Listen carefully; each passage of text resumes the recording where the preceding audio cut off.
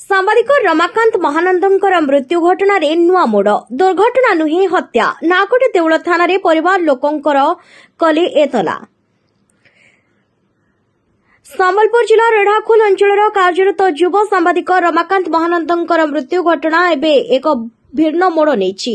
ଏକ ସଡ଼କ ଦୁର୍ଘଟଣାରେ ତାଙ୍କର ମୃତ୍ୟୁ ଘଟିଥିବା କୁହାଯାଉଥିବା ବେଳେ ପରିବାର ଲୋକେ ଏହାକୁ ସୁଚିନ୍ତିତ ହତ୍ୟାକାଣ୍ଡ ବୋଲି ଅଭିଯୋଗ କରିଛନ୍ତି। ଏନେଇ ମୃତ ସାମ୍ବାଦିକଙ୍କ ପରିବାର ପକ୍ଷରୁ सोमवार नाकटी देउल थाना एक हत्या अभियोग दायर कराଯାଇଛି, जहां स्थानीय अंचल में चांचल्य खेलाई। सूचना अनुसार रमाकांत ओटीभीर रेढ़ाखोल प्रतिनिधि भाव में कार्यरत थिले। तेबे रविवार नाकटी देउल ब्लॉक रे जिलापालंकर जुग्म अभियोग शुणाणी शिविर अनुष्ठित हेबार कार्यक्रम रहिथिला। एही कार्यक्रम खबर संग्रह करने निमंते रमाकांत बाइक जोगे घटनास्थल को जाउथिले। मात्र बाटरे नाकटी देउल रास्तार चंपाली नाल निकटरे से दुर्घटनाग्रस्त हुई गुरुतर आहत होइथिले। स्थानीय लोकंक सहायतारे तांको उद्धार करा जाई चिकित्सा पई तुरंत बुर्ला बड़ डाक्तरखाना को स्थानांतर करा जायतिला।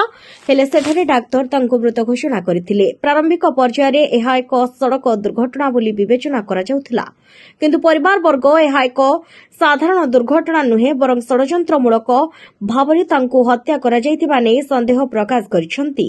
मृत्यु पछरे किछि रहस्य लुचि रहितिबा दर्शाई परिवार लोके नाकटी देउल थानार द्वारस्थ होइछंती। पुलिस ଏହି ଅଭିଯୋଗକୁ ଗମ୍ଭୀରତାର ସହିତ ଗ୍ରହଣ କରି ଘଟଣାର ନିରପେକ୍ଷ ତଦନ୍ତ କରିବାକୁ ସାଧାରଣରେ ଦାବି ହୋଇଛି।